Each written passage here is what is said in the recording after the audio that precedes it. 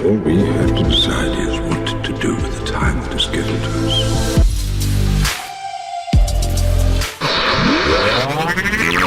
You've reached the internet's home for all things masonry. Join On the Level podcast as we plumb the depths of our ancient craft and try to unlock the mysteries, dispel the fallacies, and utilize the teachings of Freemasonry to unlock the greatness within each of us. I have you now.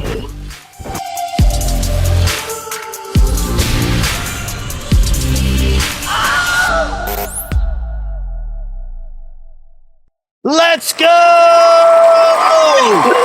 Yes! Oh, get some! Okay. Let's go, dude. Hello. Buddy. Hello, Brother Matt Stone. Buddy, how are you, brother Chris Burns? It's been Good. so long, my guy. Yeah, we haven't talked in a bit, especially not like this. I think it's been a year at least. It's been about a year because we did a recap of Grand Lodge 20. Yeah, we did a recap, which was entertaining. And of course, I mean, a lot of things have happened across the state. A lot of things have happened in our individual lives, and why not? True. Why not come back? I mean, we got Grand Lodge coming up here. I think next month. So we can go ahead and start kicking some hornets' nests now and see where we land. Hopefully, our hornets' nest kicking days are behind us. But why Chris not? Burns, those days are never behind us, sir. I agree with you. on that.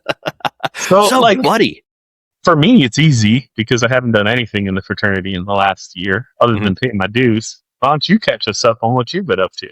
Gosh, where to begin? My goodness. So at our last podcast, because I went back and watched it the other day, you had asked what was on the future, what was on the horizon for me. Yeah. And I said that I was going to be quiet for a time.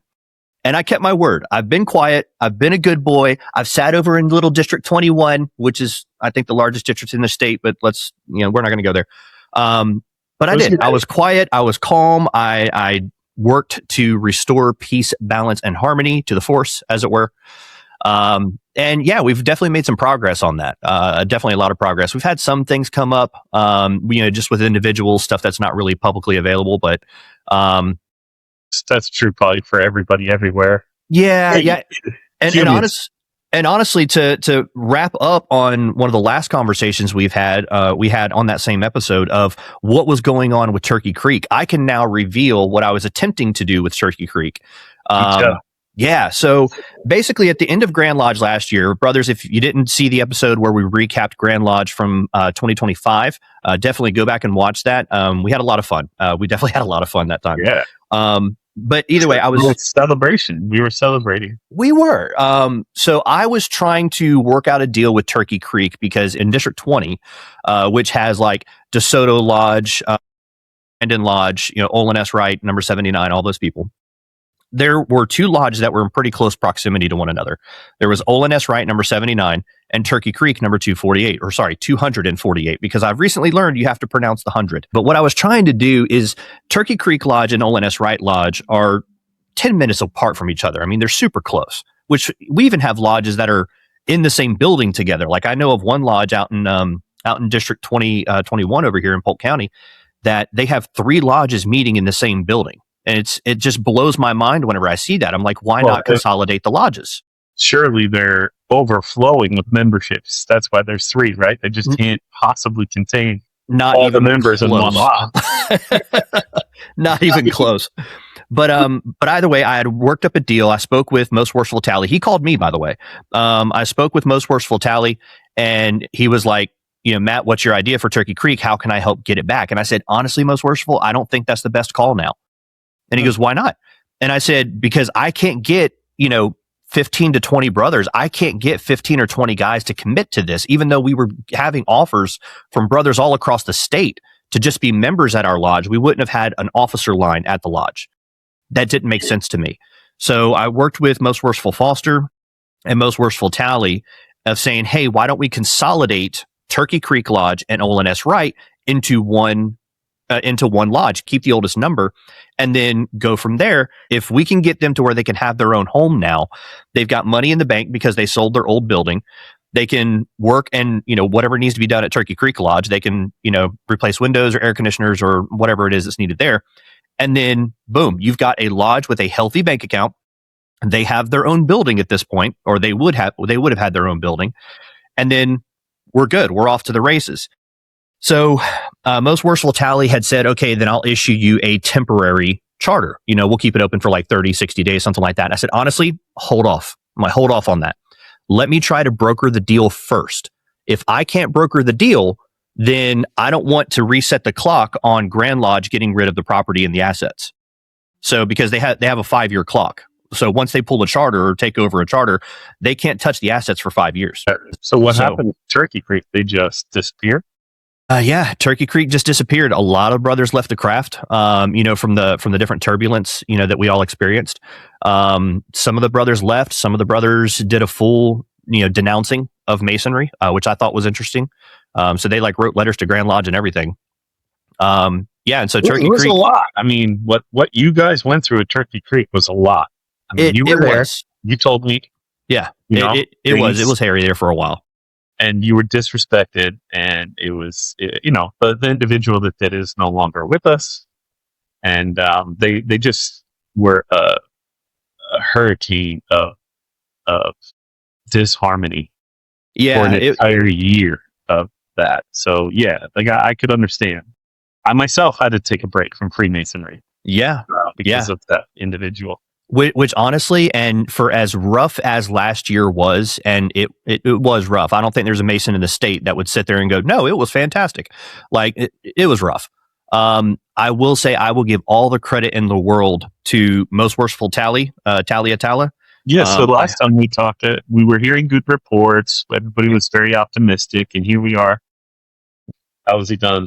Honestly, I think he's done as good as he can. I mean, you got Most Worshipful Jeff Foster up there, who I freaking love that guy. Of Freemasonry. What's that?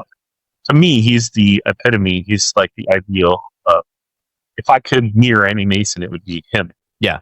He's awesome. And then, like I said, Most Worshipful Tally, the man's been traveling the state, shaking hands, kissing babies, really trying to restore some of that we lost in 2025. So I got to give the man all the credit in the world. I mean, especially whenever he sought me out after Grand Lodge and he was like, I want to help you. I was like, you mean the Grand Lodge wants to help? Like it was totally foreign to me. But he did. I mean, and we've talked a couple of times since then. And again, we had the GMOV over at our lodge at Lakeland Lodge 91. What are those this year? Are they because the year before, obviously, when the chaos was happening, it was like apparently extremely formal, and there was a lot of it was not that at all. So for context, we have 7 AC systems at our lodge, and I think only like 2 of them are working because the rest of them are in just areas that we don't use in the building anymore. Okay. So it was like the cafeteria that we had. I think we had like 200 something people there. We stuffed them all into the cafeteria. It was 84 degrees in that room while they were eating dinner. I felt so bad for everybody. We had an AC company go there and try to fix it up the day before, and it just bombed. It totally nuked the compressor. So I felt so bad for everybody. But Most Worshipful Tally, I mean, he cracked a joke. He was like, "Thank you, Lakeland Lodge, for hosting and this very warm reception." So. Reception. He's got jokes. He does, but I mean, he did. I mean, he made me and I think 1 or 2 other brothers stand up, and this was wholesome for me. Whenever we had the GMOV, I think July or something last year, is he made a couple of us stand up, and he said, "These brothers are the future of Masonry." He goes, "It's not us old people sitting up here in the East." He goes, "These brothers are the future of Masonry," and I was like, "Wow, that's a mentality that I don't think I've heard out of Masonry at all, my short time that I've been here." It's kind of a reflection on society, I think, in general. Like you brought that book, The Fourth Turning, to me, and I read it and we talked about it, and we're in one of those obvious cycles right now where it seems like an older generation wants everything to be about them. Mm-hmm. They got all the money, they got all the power, they got all the authority, but it does seem like maybe it's turning, hopefully, and the young people are going to become the heroes here soon. Yeah, it's a great book, man. If you guys have not read The Fourth Turning, you need to read that book. It is a phenomenal book, and it'll help your generational communication so much. It's insane. because then you'll learn how to speak to people. Like, you can't speak to me the same way that you can speak to a boomer, the same way you can speak to Chris, who's a Gen Xer. You know, we all have different, you know, ways that we speak to one another. Good luck speaking to a boomer. I used to think the millennials were the tough ones, but now I think the boomers are. Yeah, they are. They're very steadfast in their ways. I will say that. So they're the spoiled generation. They got it all, man. It's the generation of 55 plus communities and Woodstock and all that kind of fun stuff. I'm since we're talking about generations and you know, getting you caught up on what's happened in the last year. I'm actually super excited for where we're headed in Masonry. So in District 21 that I'm a part of, I think we've got 4 or 5 lodges out of the 13 that are currently being ran by millennials. And that it is a great thing because these guys are putting their foot on the gas and they're not backing off either. So it's like we're coming up with degree teams. You know, we're all communicating much better than we have in the past. Tuscan Lodge pulled theirs off the market. They've got this beautiful 2 or 3 story building in downtown Bartow that they put up for sale, and the new master gets in there. First thing he talks about, all right, we're pulling it off the market. Like, we're going to fix it. And so sure enough, I think it was just this past weekend, they totally replaced their roof and they're starting to work and fix that building back up. And it's gorgeous. I mean, the building is beautiful. And it's so encouraging to hear. Yeah. And it's beautifully set up for a fellowcraft degree, if you catch my drift. Like, for a fellowcraft degree, that is the lodge to have it in. Like when I joined the fraternity, I was younger. And now I'm transitioning into that like gray beard, you know. Well, I mean, you legit have a gray beard, but you're not. You don't get to be called a gray beard yet. Aw, sad day. Where we're kind of like the older group, and it's encouraging to hear there's young people coming up and actually taking charge and actually getting engaged to help pull this thing. Because without them doing that, where are we headed? It's not good. But you know what I hope is that there is some gray beard there that's kind of helping and guiding and giving advice. And like, you know, hopefully we haven't lost all that like historical knowledge about the fraternity and the individual lodges. No, I don't. As the young people are there, they kind of need that person in the background too. It also depends on the older person, that gray warden that you and I have talked about before out of that generation. Because there's a past master from our lodge.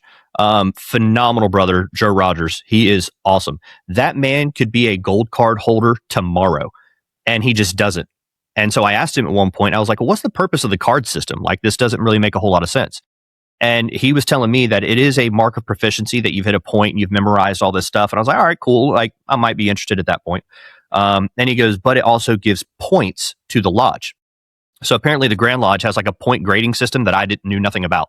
For education, yeah. Yeah. So either way, if you have more card holders there, it's reflected more favorably with the Grand Lodge. And I was like, I mean, I've already got it memorized, so I might as well just get the card and help my lodge out, you know, score a couple of points. But then you also have the opposite, right? So Joe Rogers will pull me aside and hey, brother, it's actually this. Oh, okay, thank you. I appreciate that. You know, and he'll very gently push you through, very similar to how I've described Dave Wenzel from District 20. Dave Wenzel, I mean, that dude will pull you aside. Hey, brother, I know you're struggling with this. Here, let me teach you how to do it. It's like, that's what we need. Yes. The other one that we have in the lodge, I'm not going to mention his name. I love him to death. I'd do anything in the world for him. But he's one of those that he'll rip you up and down. He just doesn't mean anything by it. Right? It's just he's a former military guy, and he'll rip into you, and then finally, like, I'll open the book and I'll be like, "Hey, Worshipful, it's actually this. And like, it's right here." Well, that's not the way that I memorized it.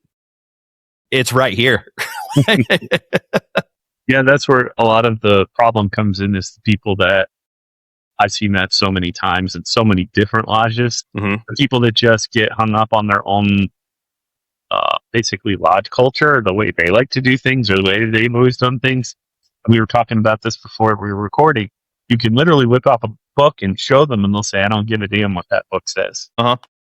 This is how we've always done it, and this is how we're going to do it." And for you Florida Masons, by the way, I don't know if you have been made aware or informed of this, but there is a new floor workbook that is out now. That is the 2025 revision, and things changed, by the way. I just want to go ahead and give you all a friendly heads up. Get that 2025 book and start diving into it, because it is different than the previous version. it's still the combined, like it has the words and the actions there.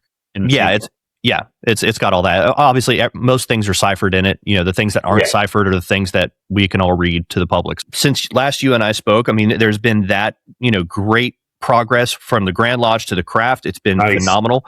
I actually was elected and installed as junior warden of my lodge. So I was a junior deacon at Turkey Creek. Then I was a senior deacon. Then I went to Lakeland. I became a junior deacon again. And now I'm junior warden. So, and I got to tell you, junior warden, hey. There it is. Thanks. There it is. But I will say this, and this is frustrating. We've got to come up with a way to fix this. This is annoying. I never know how much food to cook.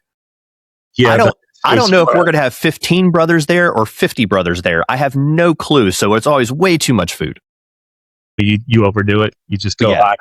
Yeah, because the other thing I did, I got smart. The other thing I did is I went and bought a bunch of to-go containers. So I'm like, and at the end of it, whenever I'm asked if I've got anything in the South, I'm always like, well, brothers, there is plenty of food left. There is take home containers. Take everything, because if not, it's getting fed to my chickens. We used to have a guy that we would take all those leftovers to the homeless people downtown. There you go. But I think even that got a little too risky for him. He was like at risk for trying to do a thing at some point. Actually, that works out because our lodge, I'm not even kidding, I can stand at the back door of my lodge, throw a rock, and hit Lighthouse Ministries. It's right across the road. Oh, that's a good place to drop it off. So I'm thinking if we have a whole bunch of food left over, like we're going to have a DDGM visit next year, which, by the way, your boy is going to be a committeeman next year for the DDGM. Yeah. Yeah. So, and actually, Sean Cooney and I are going to be on the same, over the same committee. So he's over PR down in Sarasota. I think it's District 23. So you get that job. I don't know, but this is like it's like his second or third year doing it. So whenever I called him and I was like, hey man, I'm going to be over, public relations for my district. He was like, hey, we're doing the same thing. Let's do the podcast together. I was like, all right, say when, let's go. So, he's replacing a guy, who had that for like 4 years. Really? That's me. I used to have that. Okay. District 23. Yeah. Nice. He came behind me, and I guess he's been holding it down ever since I left. Yeah, he's doing great. So like they moved a mobile home. And I think it was them and like the Prince Hall down there. I don't remember the name of the lodge. But either way, they got together and like they're doing all kinds of stuff down there. I mean, whoever's coming up with these ideas for the 23rd district, y'all guys need to write like a manual and send it out to everybody. You're killing it down there. You're doing great. So I studied and back in October, I sat in the East for an EA degree. It was my first time ever sitting in the East. So conferred 4 or 5 brothers, I think it was, now brothers, then candidates. And then that exact same group of guys needed to be passed a fellowcraft. And I think it was last month. Yeah, last month. I conferred their fellowcraft degree, and it's the same batch of guys. So you get a fellowcraft degree too. Yeah, so I've done an EA degree and I did a fellowcraft, and I did those within a couple of months of each other. And I got told whenever we were done with the fellowcraft degree, because we just had fun with the fellowcraft degree. I mean, like it wasn't as serious as the EA degree was. For some reason, they're not as well attended as the EA or the Master Mason degrees. I don't know why, but actually, our fellowcraft degree, we had a decent amount of people there. We had some heavy hitters in the room. I mean, you're talking right worshipfuls and, the guys that we had, gold carrying card members everywhere. We actually had a lot of fun. So we had a musician come in, and I've never been in a degree that had a musician before. Oh, it adds a lot to the degree. Well, here's the thing. We didn't practice with the musician because he lives a little far away. Yeah. So it threw all of us off. I mean, it was so rough. So like at one point, as the master, I'm telling the junior deacon to go, talk to the Tyler. And whenever I do that, the musician starts playing, I'm bringing home a baby bumblebee as the guy's walking back to the door. So he just chose his own music. Yeah. He just picked his own music. And so it was everything. He played Behind Blue Eyes at one point, by The Who, I believe it is.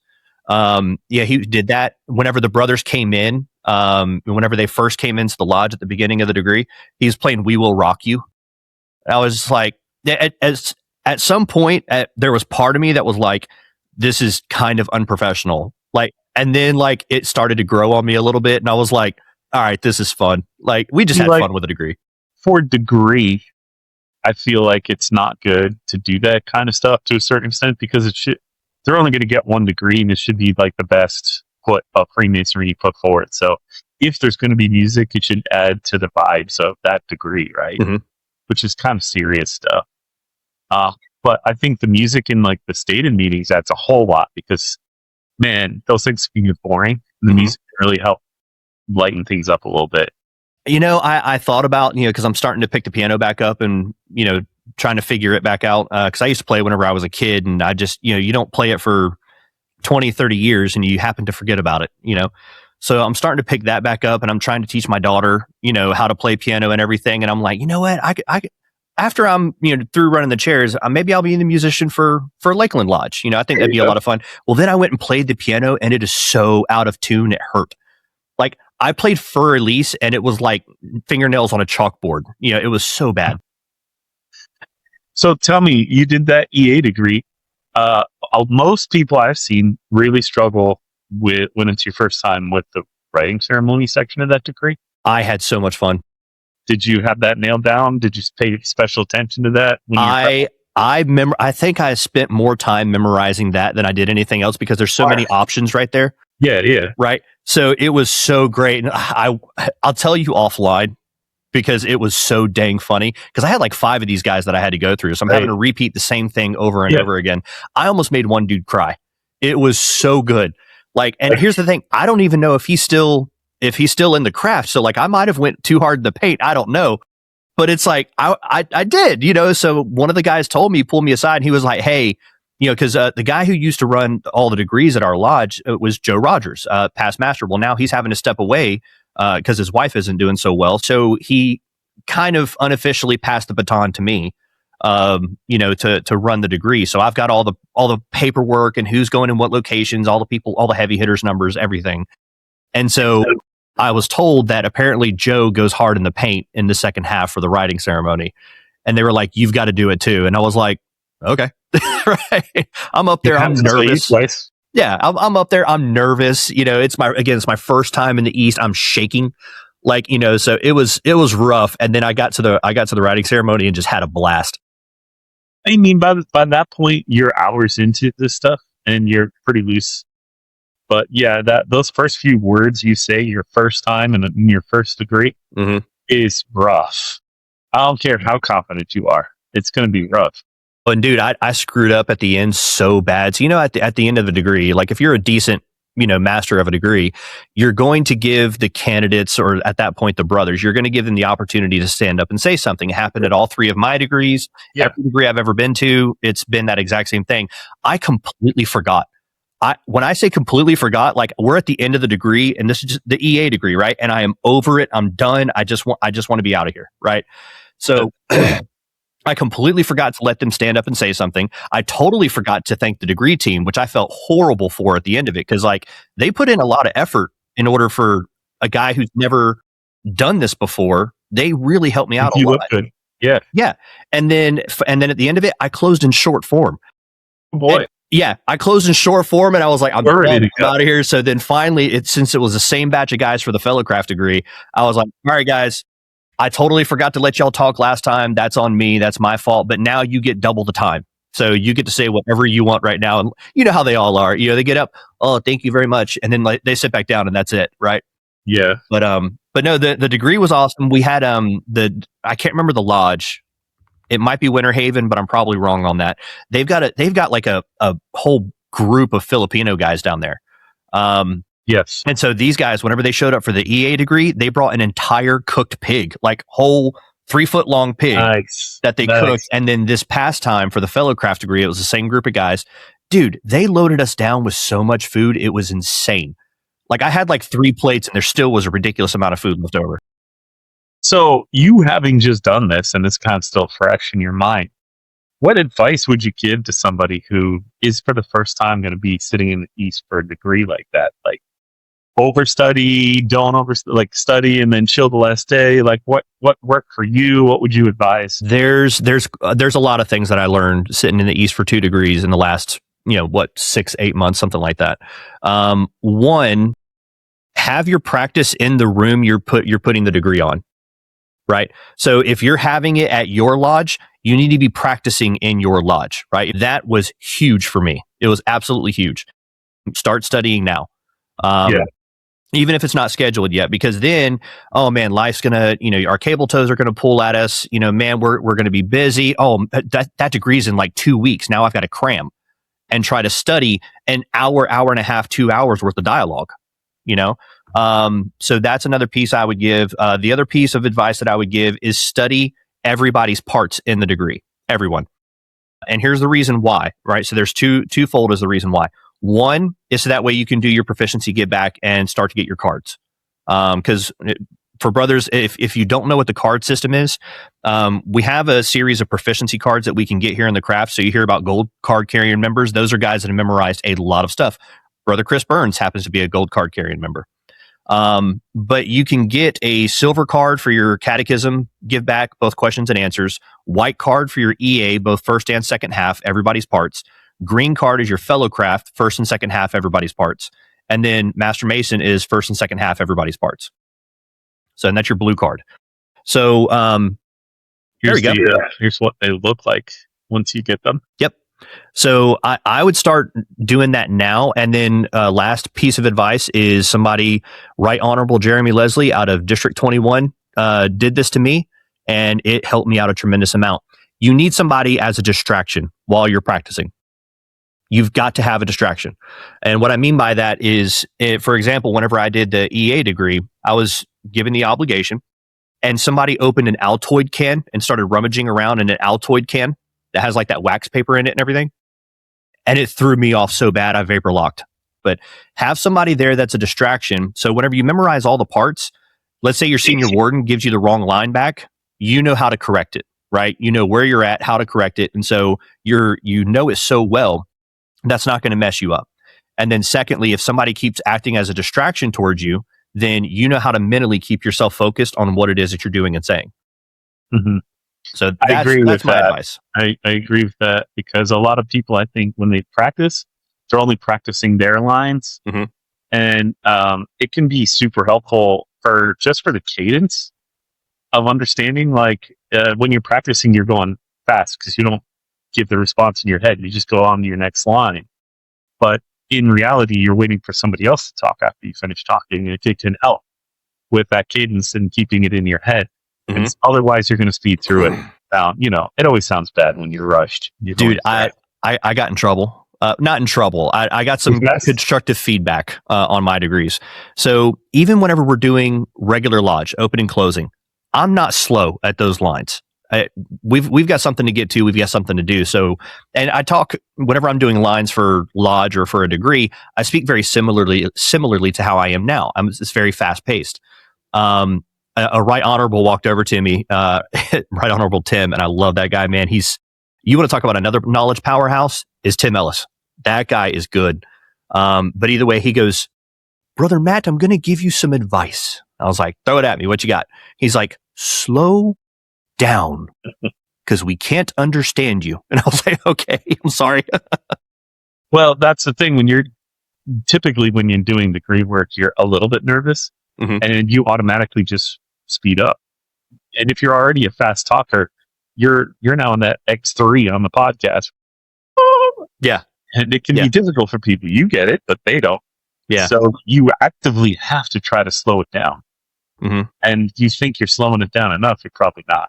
Yeah. You could probably slow it down more. And even still, after the EA degree, I was talking to the Right Honorable Jeremy. That was my senior deacon. I love working with that guy. He's so great. We're both in construction, so we have similar senses of humor. But either way, in dealing with him, he was the one who was the distraction. Like, he kept being that distraction for me, and it was absolutely great that he did. But one of the things that he did tell me afterwards is, one, to slow down. And then two, he goes, if you're going to make a mistake, make it confidently.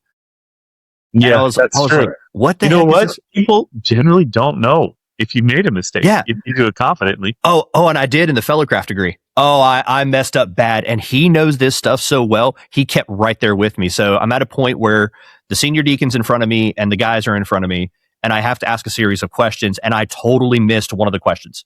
Like, just out the window, gone. Yeah. Right. And he kept pace with me. And so it's like, and then afterwards I was like, dadgummit, I missed that line. And he looks at me, he's like, yeah, but I stayed right there with you, didn't I? I'm like, yes, you did. I appreciate that. Thank you.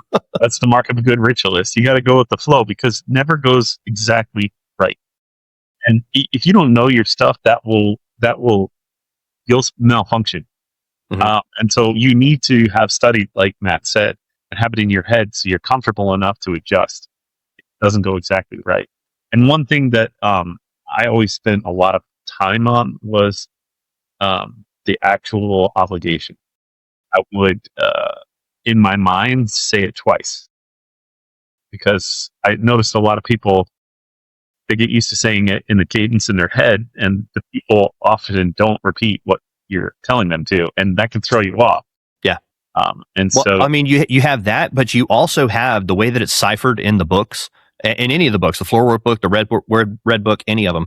The way that it's ciphered, that's too much for a candidate to retain in that moment absolutely. and to say back to you. So I ended up having to split them into halves.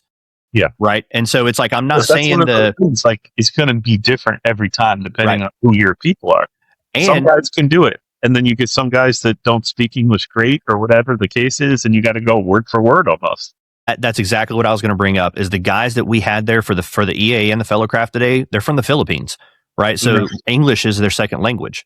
So, as these guys are trying to say it back to you, like you've got to keep it short, maybe 3 words, 4 words at a time, but not like how the book is where it's got like 6, 7, 8 words at a time. That's a little much. It works later, like in a Master Mason degree, where these guys are familiar with it and they already know a lot of it. Like you can do that. Mhm. But in an entered apprentice degree, not so much. No, it was, gosh, it was so funny. That Fellowcraft degree was fun. I mean, we just had a good time with that one. So, like at one point, I really don't want to get in trouble whenever I say this, but I'm going to say it anyway. At one point, like it was so, like they were Fellowcrafts at the end of the day, right? So I don't want anybody to think that we were just goofing off throughout this entire degree. No, we were serious for a portion of it. But then at one point, like the guys are out in the ante room at this point. And so Senior Deacon has to walk somewhere and he starts playing a song. I can't even remember what song he started to play, but either way, the Senior Deacon just started to like dance, as he's walking, he's like doing like this little like jive move as he's like walking back to where he needs to walk. I'm like, this is great. Like in my mind, like this is what a degree, especially a Fellowcraft degree, because it's not as serious as the Master Mason. It's not as solemn and serious as the Entered Apprentice degree. This is the Fellowcraft degree. It's a little fun. You can have a little fun with that. And it doesn't have to be everybody's all uptight and everything. I've seen uptight degrees and, they're interesting to watch. They're fine. I don't have any problems with them. But I've also seen one where it's like, we're all brothers here. Like we're all joking and having fun. Yeah. As long as like the candidate's getting a good degree, Yeah. Which they did. I mean, none of those guys saw any of the goofy stuff that we were doing. They didn't see it. They didn't hear it. It was just us, that saw it. So, and it was so fun. Oh, that's a good part of Masonry. I think doing those degrees is very fulfilling. Plus you learn a lot by doing them. The words are just the words, right? But you have to figure out the emotion behind the words to make it like authentic, I guess. Otherwise, you just sound like you're reading a book and none of it's going to stick or really have an effect on somebody. But you will feel emotions. Yeah. And even still, it's to make it memorable. I mean, obviously, I've heard Master Masons say this ever since I was an entered apprentice, is that the Master Mason degree is for other Master Masons. It's not for the guys who are who are taking the degree. Like, no, it's for the rest of us, right? Which there's some truth to that. We like to have a little bit of fun with it. But yeah, no, Paul punched it up and then I punched it up. I didn't know what an internment was until I sat in the West for that degree. So we talk about having to bury somebody, and I had absolutely no idea. I'm like, what is that word? They were like, it means to bury someone, and I was like, wait, really? Like, okay. You learn a lot, especially once you start studying the lectures. There's a lot of words in there. You're like, what? Yeah. Oh, and that's another thing is right now, the senior warden at my lodge, Neff's easily becoming one of my best friends in Masonry. I mean, easily becoming one of my, he's there with me all the time. He's helping me out a bunch. He's great. Neff is memorizing the closing charge. And I'm going to be memorizing the opening charge. So once we get to a point where we're both comfortable with it, we're now going to do opening and closing charges in every lodge meeting that we have. It's great. So Because those things are really good for the brothers to hear. here's the thing. I've never heard the opening charge, not once. And then at my fellow craft degree, Most Worshipful Coward, then Right Worshipful Coward. Because he wasn't in the Grand East at that time. So he actually came to my fellow craft degree and he gave the closing charge at the fellow craft degree, which, it was so weird because like as we're standing there, like closer towards the end, he's over sitting on the side, on the north side of the lodge. And he's like this. And he's sitting there muttering. He's like mumbling something to himself. And I'm like, I literally asked somebody, I'm like, was this guy like summoning a spell? Like, what is he doing over there? And they were like, no, he was doing the closing charge, like in his head, just to make sure that he had it right. And I was like, that wasn't in his head. That was audible. Like I heard it. So, I mean, that's part of the ritual work is like you want to get it right. And so you're it's like a last minute thing you're going over it in your head. So you do lectures and I would show up at a lodge I'm not familiar with people I don't know. And I'd sit through an entire degree, which is very distracting. And then you have like a break and now you're sitting there having conversations, telling jokes. You're not as focused as you need to be. So this is why you need to be prepared before. yeah. The other advice, and this is just some general advice, if you're going to have a morning degree, and not like morning as in like sad, but like in the AM morning degree, because all of ours are in the mornings. Sugar. You need coffee and donuts. Here's the thing. Don't hit the caffeine before you sit in the East for a degree, whatever you do. Like, do not do caffeine. Cause like I did caffeine that morning and like, I've been trying to back off of caffeine and I was just kind of tired that morning. So I was like, I'll grab a Celsius and energy drink. I'll just, take a couple swigs of that. Nope. Bad idea. What else is a bad idea? Drinking on a Friday night and you have a Saturday morning degree to do. And yes. Also a very bad idea. If you drink to access on a Friday night, your brain doesn't work the next morning. No. It just doesn't. Things you should know have gone somewhere else and they disappeared. Yep. And that's it. So luckily I knew that about myself. So it's like we didn't have any parties on those Friday nights. Smart. We didn't do any of that. I was like, no, like, because if I get a little too far into some whiskey or some scotch, like I'm going to forget this entire degree. So what's coming up for you this year? What else is yet to happen? Well, we've got 2 potential petitioners at our lodge. And what my goal is for these 2 guys is something that we haven't done in years at Lakeland Lodge. So what I want to do is, and matter of fact, tomorrow night is going to be our practice nights. It's third Monday, every third Monday. We're going to do a round table reading of the Entered Apprentice degree. So we're just all going to sit down and I'm going to open my book. All those guys are going to open their books and we're just going to read the degree. And so that way, all right, now you guys can go home and start studying that, right? Because now and if you have any questions, call me. So what my goal is for these 2 guys that are coming in, because we're realistically about 45 to 60 days away from holding another degree for these guys or holding the EA degree. One of them is a Demo Lay kid, actually, which I thought was really cool. And he's actually from the Orlando area. So he's coming all the way out to Lakeland. And I asked him, I was like, buddy, you pass like 4 lodges before you ever get to ours. Like, why is it you're coming to our lodge? And he goes, because I looked you guys up on social media and you're actually active. So this guy's traveling like 45 minutes out of his way, passing 3 or 4 different lodges to come to our lodge because we're active. And he likes that.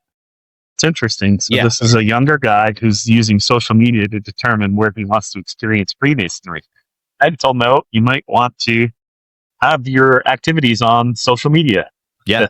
So we're changing a couple of things. I want to be able to hold these 2 guys' degree on a random regular lodge night. So I don't want us all to have to get together on Saturday and you kill your Saturday whenever you do these, right? So nope, we're all good. We're all ready. We can do it. I can do any role in the EA degree. So I told them, I said, hey, whatever y'all feel comfortable with, I'll fill in wherever I'm needed. We've got to put together 2 degree teams so far, right? I have put, actually 3. Because I put one together at Turkey Creek and that one didn't go well. Were you lucky enough to have volunteers fill all of the rosters, or did you have to go searching? I had for the EA degree, I really had to search for the EA degree. Yeah, I had, by the time this degree rolled around, the Fellowcraft degree rolled around, I had everything filled, plus I had 3 backups, just in case. You were prepared. Yeah, and sure enough, I needed it because my junior deacon called out morning of. Always, yeah. You always have call outs. Yeah, which, good. A lot of people aren't aware, at least in most of the lodges in District 23 do it this way. Whoever's the master of the degree is also responsible for the food at the degree. Was that agreed to? So we haven't done that. It's not that I'm opposed to doing it. So I offered to bring, donuts for breakfast, because we've got the best donuts in the world right here in Plant City, hole-in-one donuts. And I will not apologize for that. People are like, Dunkin's better, Krispy Kreme's better. No, you're all wrong. It's hole-in-one donuts. But either way, I offered. He said, no, don't worry about it. We're bringing biscuits and gravy.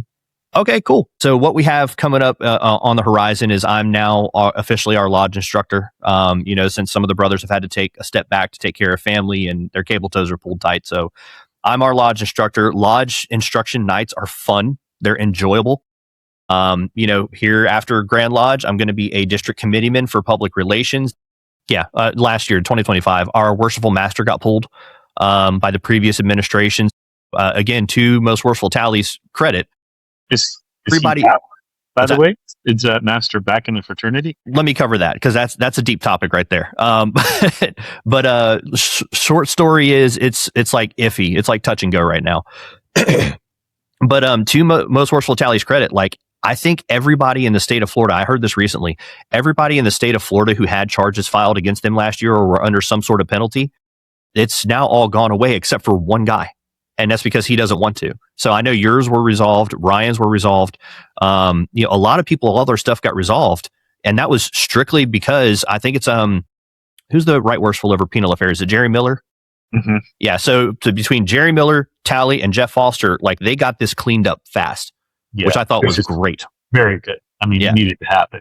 So the brother that, I'm not going to give away names right now because this is a current ongoing situation. We had a brother at our lodge that caused some trouble. And so that led to Ryan getting removed from the East, forcibly removed from the East, and charges filed against him. After that all got resolved, there still was wrongdoing that had been done. And so it was like last call of, hey, are you sure you don't want to clean this up? Are you positive? And the guy's like, no, I was right in what I did. So we were like, okay, there it is. So Ryan has now filed charges against that individual brother for unmasonic and to be fair, he did violate the digest, so in the digest, there's should be resolved. Yeah. So in the digest, there is a part in the digest, and this is good knowledge for anybody to have, that if there are any sort of irregularities or anything that you have concern or something that needs to be brought up before the lodge, you're supposed to go to the Worshipful Master first. That's going to be your first point of contact. That's before you approach anybody from Grand Lodge, any DDGMs, anybody. You are supposed to go to the Worshipful Master first. Well, this guy just totally bypassed the Worshipful Master, went all the way around him, and then started getting the gold collars involved. Didn't even go to the district. Yeah. So it got sticky there for a minute. And so the guy was, to my knowledge, because I've been out of it for a little while, I'm like, hey, this is y'all's problem. It's not a me problem. But from what I'm hearing, the brother was unrepentant of what he did, thought he was still in the right. So it's like, okay, then we're gonna take this thing to trial and see what happens. So that's happening now? It's in progress still? We're in the middle of it right now. So all the proper protocol was filed or followed, I should say. And so then the accused has the option to have the trial at that lodge or have a Grand Lodge committee trial. And so he responded back and said, I want a Grand Lodge committee trial. And that's been probably a month, 2 months ago, and we haven't heard anything. So justice moves slowly. Yeah. And honestly, I've called a couple of people and asked around. There's a strong chance we're not going to hear any response about this before Grand Lodge. So right now that's all they're focused on up in Jacksonville is Grand Lodge coming up, preparing for it, all the, wheels that need to be greased on that one. And this will be your second Grand Lodge? This is only your second, right? This will be my second Grand Lodge that I'm attending. The third I could have gone. That's kind of where everything is. Like I said, just studying for degrees and trying to sow peace and harmony and all that kind of fun stuff. And man, it has been a flippin' uphill battle because the personality types, oh my gosh. You get them all. You get every single personality type. You do. And even still, here's the thing. I said on our last episode that I wanted to take time and fall in love with the craft. Well, I'm finally at that point where it's like a lot of the contention that I saw in my early days of Masonry, all that's gone. It's resolved. Beautiful. And so now I'm working with other lodges. I'm working with other, masters of different lodges. I'm saying, hey, if you got a degree coming up, call me. Like, I can fill a role in a degree. So I'm trying to put myself out there as much as I can to help the brothers, to help the district, especially to help some of these younger Master Masons. Like I said, we've got like 3 or 4 masters over there that are millennials. And it's like, Nice. these dudes need all the help they can get because they didn't sit in a lodge for 40 years next to Joe Bob. They don't know that Joe Bob is really good at ritual. So I'm trying to establish that network, I guess, of people that I know and who can do what and where I can get advice from and help from and that sort of stuff. So are we back? Is On the Level podcast back? Are we? Well, that is entirely up to you, good sir. I can tell you this, that I have caught wind. A little birdie told me. And by a little birdie, I mean somebody he would know, that the entire Grand Line next year wants to do as many podcasts as possible. They want to be on ours. They want to be on Winding Stairs. They want as much exposure as humanly possible to promote unity in the craft. And that is something that as soon as I heard it, I jumped up and down. So, we have an open door right now with Haskell Vesk. Is it Vest or Vesk with a K? I think it's Vest. I think it is too. I keep messing that up, but he wants to be on, and obviously, Right Worshipful, at least for me, you are absolutely more than welcome. We've got Right Worshipful Rick Windling, the senior Grand Warden right now. He wants to be on. I would love to do a recap episode with Most Worshipful Tally and just be like, hey, tell us how your year went. What do you think? What were the good things? What were the bad things? How can the craft improve? How can we improve as the craft? I would love to do stuff like that. So, I mean, we've got probably, I'd say between 5 and 10 speakers or guests that we could have on the show that are some heavy hitters if we wanted it. I think we do want it. I mean, we definitely want to ask the questions on behalf of the brothers and give them the opportunity to speak to the craft. It's so controlled.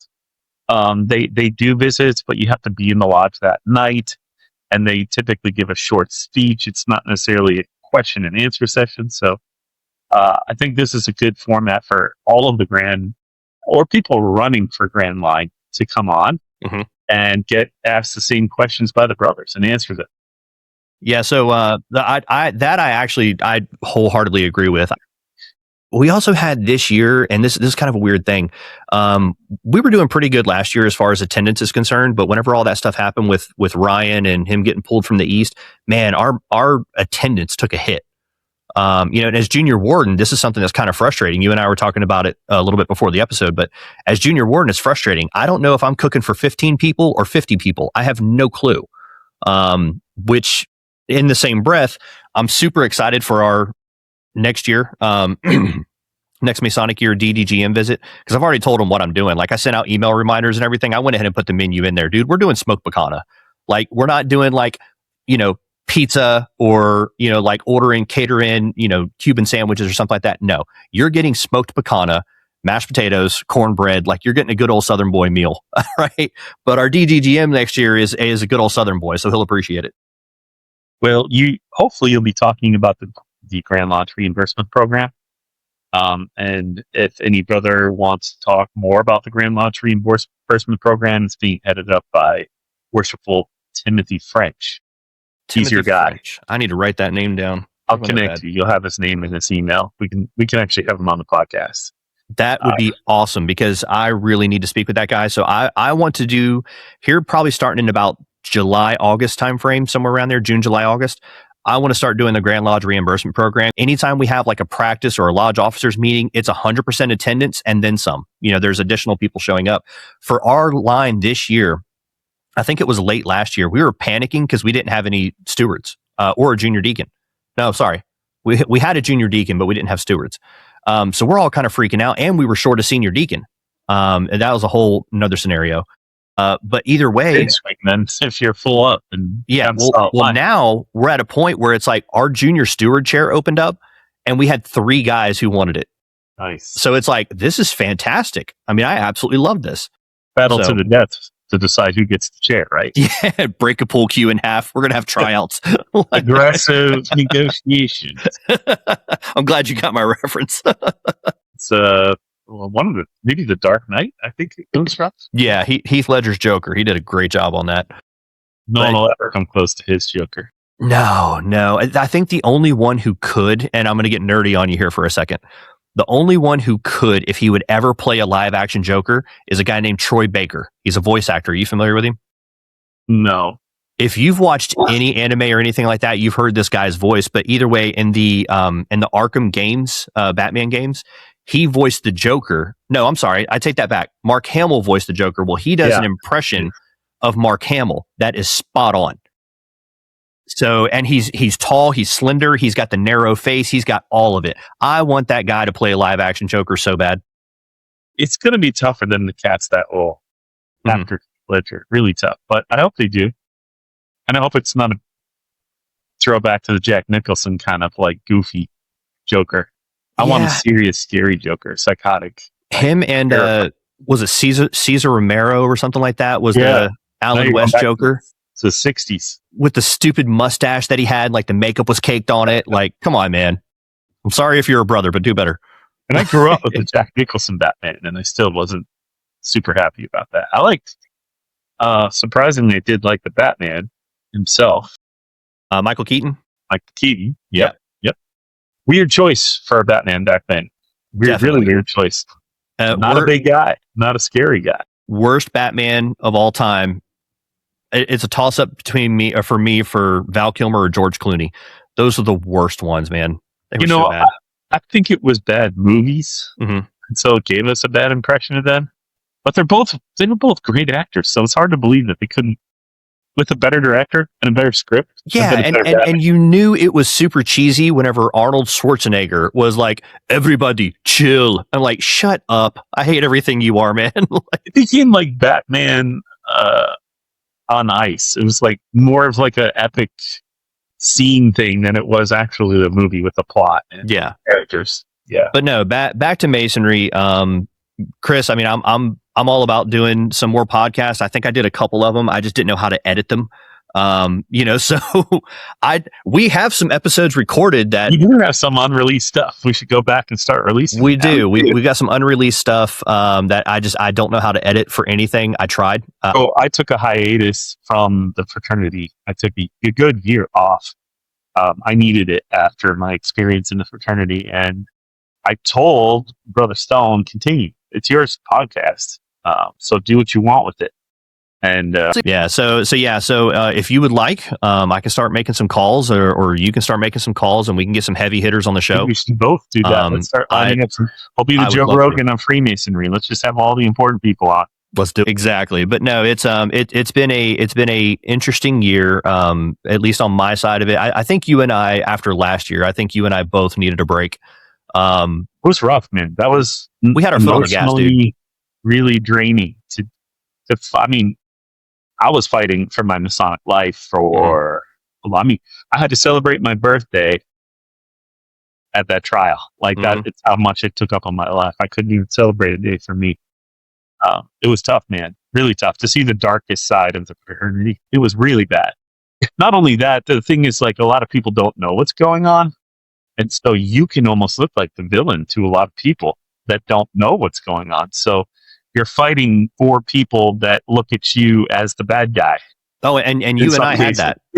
We absolutely had that. And I told you about the Grand Lodge last year that there was a past Grandmaster that I went up to shake his hand and he refused to shake my hand. And I was like, okay. Like, and I'd never met the guy before. Never met him. And I was just like, okay, so this is where we're at. And then you kind of put people that you know from any organization, whether it be like church or the gym or masonry or whatever. But no, you took a step back. I took a step back. I mean, we both were, I would say that we were trying to fight for the craft, or for the soul 100%. Of the craft. Yeah. We were trying to fight for the soul of the craft. And it was just like, man alive, it was tiring. And so now we get to this year, and this year it's like, all right, things are looking up. Things are going a lot better. Peace and harmony is being restored, which I am a huge fan of. And not only that, but it's like I've gotten into a pattern with my lodge as lodge instructor and as junior warden. I've gotten into a pattern to where it's like, all right, it's a little bit easier to manage now. I still have a wife and 4-year-old at home. I do enjoy being a dad and a husband. And a business owner. Yeah, 2 businesses. So I manage the family AC business, and then I own a general contracting business, which that's just starting This to is take why off you more and have the more. gray hair. You're actually 25 and he's got a full-on gray beard. I mean, it's a lot of stress. You know, a buddy of mine got me. He's a vet, and he got me, and he was like, "You know what? I like everything about your beard except for the black Fu Manchu that you have." I was like, "How dare you, sir?" man? I like it. Yeah. So, and even so, I started growing it out. My wife wants me to shave it off, and I told her there is not a chance. The beard stays. Well, Brother Stone, before we go, Okay. I wanted to bring this up because we have a good friend of our, not just this podcast, but also the fraternity, really. An advocate for the fraternity, somebody that lives like a Mason. And he has a Facebook page called Past Masters Thoughts. His name is Dwayne Marshall. And I came across the fact that he wrote his own book. Nice. So you can go on Amazon right now and reach Pleasing All the People, a collection of a Past Master's Thoughts by Worshipful Brother Dwayne A. Marshall. And I mean, I've been a follower of his for a long time, so I can tell you that you're going to get value out of this if you do get this. I will get it just to have it in your lodge for brothers that maybe haven't become a master yet. Because there's a lot of wisdom in here about the fraternity. And we're not getting paid for this. He's not a sponsor of the show, but I think he's just a great brother. And I'm happy to see that he's got a book out because it's all positive stuff. Yeah. Yeah. And honestly, I've enjoyed watching his social media pages because he gets people on there that agree with him and don't agree with him, and he handles them so well. He does. Yeah. It's incredibly well. Like a Mason. Yeah. I mean, I've always said that when we sit in lodge, people behave. Like they don't say things that maybe they think out loud. And if they do respond, it's a lot more measured response. And that's training wheels for life. I mean, it's Freemasonry trying to teach you how to be a man.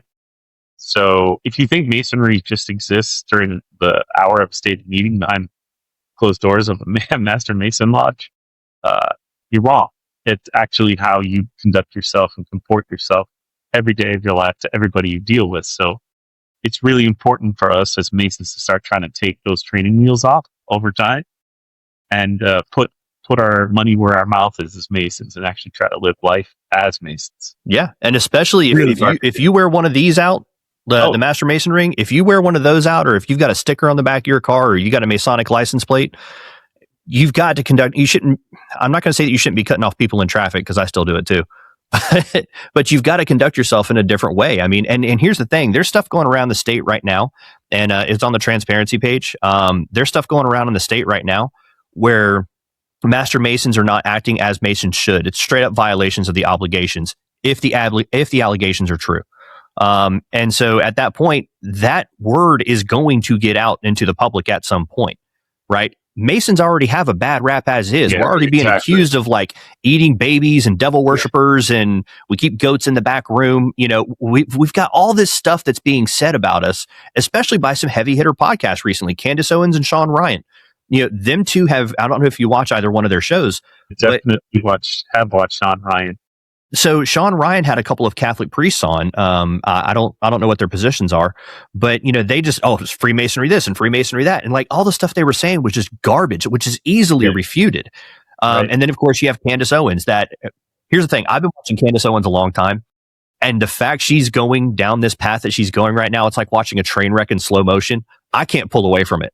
I mean, I'm not like taking what she's saying as seriously. I'm taking it as entertainment, right? As I'm watching all of this happen. Well, either way, every episode, Freemasons this, Freemasons that. You know, Kash Patel came out after Charlie Kirk was shot and said after 33 hours, imagine that, there's another 33 involved. There's a beehive in this picture right here. And it's like, oh my gosh, enough. The conspiracy theorists are going wild. I love it. I love it because it would, I should say it would not be as scary if she didn't have as big of a following as she does. And she's got a big following. Well, she's a very conservative podcaster.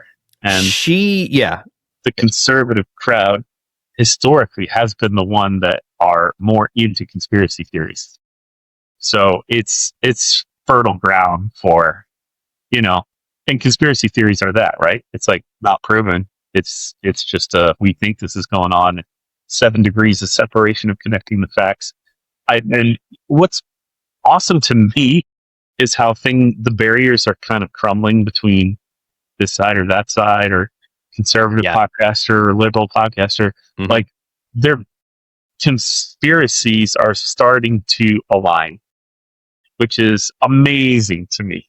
Well, it's not only that, but also some of the viewpoints are starting to align. I mean, right now you've got, I think it's Anna Kasparian, who from the Young Turks. Like, she's starting to spout off some America First, policy stuff, and I'm just like, I never thought I would see a day where I would agree with Anna Kasparian, but I'm agreeing with her. Well, there was so much misunderstanding, and that's what people in power want, is to it's a shell game, right? They want you looking over here when the ball's over there. Yeah. We've generally, as a species, humans have fallen for it in the past. But it is encouraging me a little bit that people seem to be wising up. More and more people are starting to wise up to, like, wait a second, should I really support anybody in politics as aggressively as I have in the past? Like, are they worth it? Do I even know what they're all about? Like, these are legitimate questions no matter what side of the aisle you're on. I can tell you this, and I think you and I we talked about this on a couple of episodes, is I'm not going to alienate a friend, a person I know, over somebody in DC that I will never meet, and they'll never know my name unless, like, I'm getting audited by the IRS or something. So it's like, I have no use for it. And even still, like, if you look at what's going on in DC right now, this was so funny. I think was it Lauren Bobart or something like that? She came out a couple of days ago and she's like, I don't understand why everybody in DC is so horny. Like, that's all they are. They're just getting wrapped up in, like, sex things. This is a woman that was caught on camera giving a hand job to a guy at a kid's play. I lost it whenever she said that. I was like, you dummy, like, you're part of it. That's politicians, though. They'll spit fire while they're actually doing it at the same time. I'm at a point, and I know you and I were texting about this, a couple nights ago, where I'm at a point where it's like, all of them need to go. Like, all of them need to be flushed out. You need to get every single career politician out of DC, out of Tallahassee, out of wherever, your state politics, everything. Just flush them all out, get all new people in, and see what happens.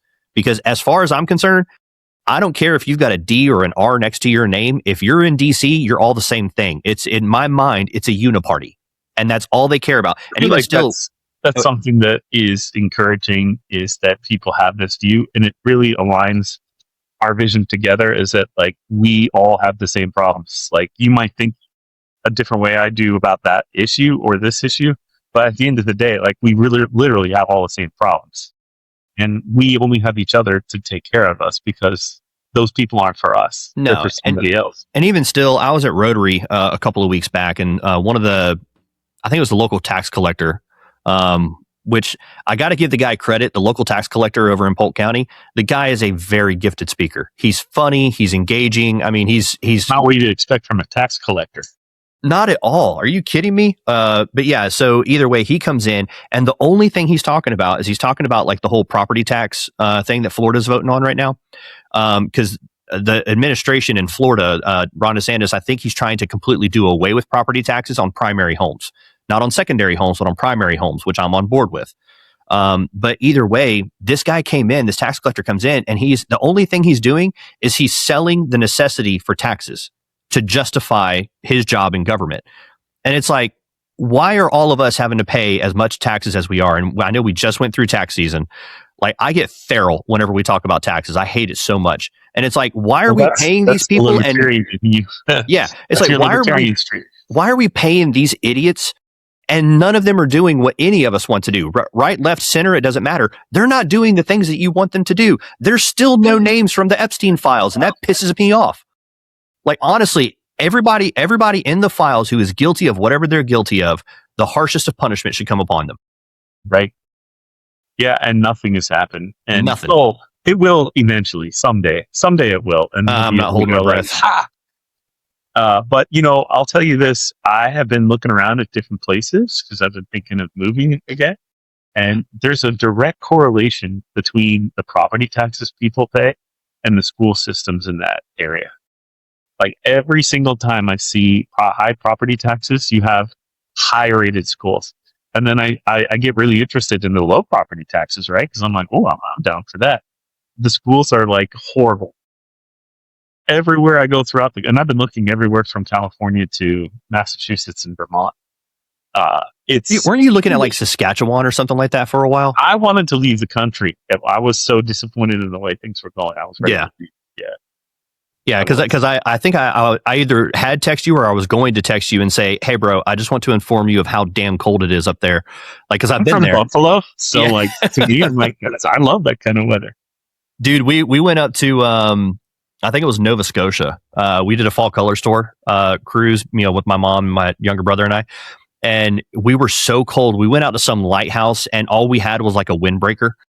Right? That's all we had. It was fun, man. This has been great catching up with you, hearing all the things you've done, and I'm kind of excited about the people we're going to get to talk to and things we're going to talk about.